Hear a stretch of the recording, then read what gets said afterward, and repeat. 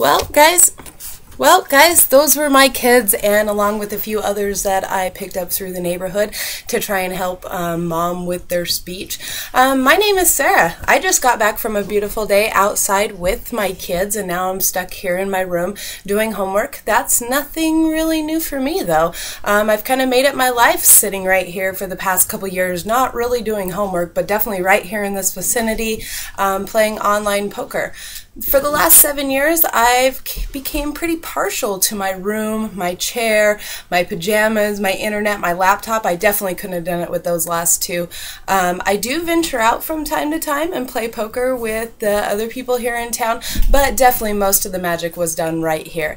Let me tell you about how it all started. Like so many other global crazes, television and the internet fueled the way. About 10 years ago, television started to air the World Series of Poker and the World Poker Tournament events more and more regularly. I used to wake up in the middle of the night with those kids, and poker would be on TV. I'd come home at night from work, poker would be on TV. I would wake up in the morning, poker would be on TV. There was commercials everywhere promoting online gambling. They would say, you deposit $50 and we'll deposit $50, then you have $100 to spend. It definitely broadened the American online poker community and made everyone kind of jump to it. Definitely made me jump to it. Before long, I had signed up and I was playing along the other thousands that were online too. Some were down the street from me, some were across town. I was playing with people across the United States. I was also playing people all the way across the world. I lived close to many of my friends, which was way cool. They also played, and I would take my laptop over there at times. Sometimes there would be 5 or 6 of us there playing. We would play multi-table tournaments where we could all enter in at once and play not necessarily against each other, but against the other thousands and thousands of people that were in there too. And we had lots of camaraderie, lots of go, go, go, you know, friendship, lots of experience. It just really set the standard for my experience of poker, and it was just all fun. We had a great time.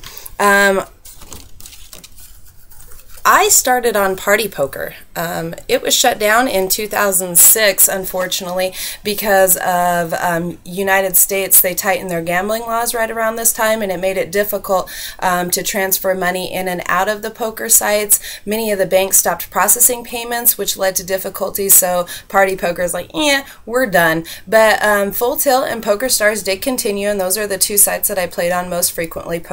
Not so much PokerStars, but definitely Full Tilt. They offered a variety of cash games, multi-table tournaments, which is what I talked to you about playing online with my friends. We also played Sit and Goes, which were tournaments that were set up so they only had a certain number of people, so only like 18 or 36 could enter. And so there was, if you were on a time restraint, those only took about an hour to 2 hours, and I was called the queen of Sit and Goes by all my friends. But I definitely enjoyed playing the multi-tournament tables too, and that's where all the money was at. In fact, lots of people got rich, super, super, super rich. Phil Ivey, number one, was a professional poker player. He netted over $20 million just online wins alone. There was also, in 2003, there was a Chris Moneymaker. He had his own little Cinderella story where he entered a $39 18-man sit and go. He won that, which qualified him to get into a bigger sit and go, which was 60 players. He won that too, which qualified him for a buy into the main event, which was $10,000. He ended up winning the main event and netted himself $2.5 million. So he went from 39 to 2.5. That's quite an investment just by a couple games of poker. Awesome. After that, poker actually went crazy. 3 years later, Jamie Gold won the World Series of Poker. It was the largest field ever, had celebrities everywhere in it. The poker boom was crazy at this time. Largest field ever, 8,772. 2006, Jamie Gold profited himself $12 million from this win. What that is that's more than Wimbledon, the PGA Masters, Indy 500, and the Kentucky Derby combined. Such a nice payday. I've been playing for nearly 8 years and never had that much success, but I have gained a lot of experience. And with experience, you learn poker is not just a game of luck, but it's also a game of skill. This is the reason that the same top poker players continue to win. I mentioned Phil Ivey had $20 million worth of online wins throughout his poker career. He's also had $14 million worth of live tournament events, and he's had over $10 million of live tournament, or not tournament, but $10 million worth of wins in live cash games. Poker is not luck, it is skill, and it's a general consensus of all the poker players. There's lots of info to back this up, published in books all over the internet, in forums, in blogs, in websites. In fact, poker's in the news a lot. It's been in the news quite recently these days due to the upset of Black Friday. Black Friday was a term that was coined for the April 15th, 2011 downfall. It was actually the collapse of the internet gambling here in the United States when the Justice Department indicted executives of the three largest internet sites, poker gambling sites, which was Full Tilt, PokerStars, and Absolute. They were charged with bank fraud and money laundering.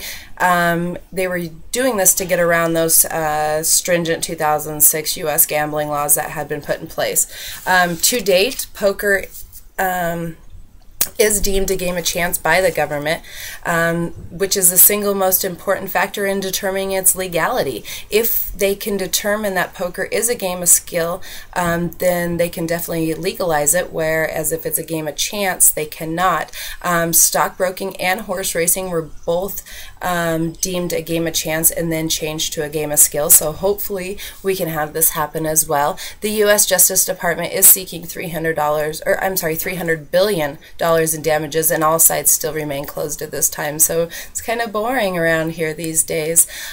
With all these types of changes, it's certain that a favorable resolution for the American poker player will take a long time. Until then, we can impatiently wait for our next chance to hit it big and have our own Cinderella story. So I hope that once they do determine that this is a game of skill, we will be able to get back on and start winning big again. So that is all I have about the internet gambling here in the United States within the last couple years. Hopefully you guys will be able to take advantage of it when it comes back up. Thank you.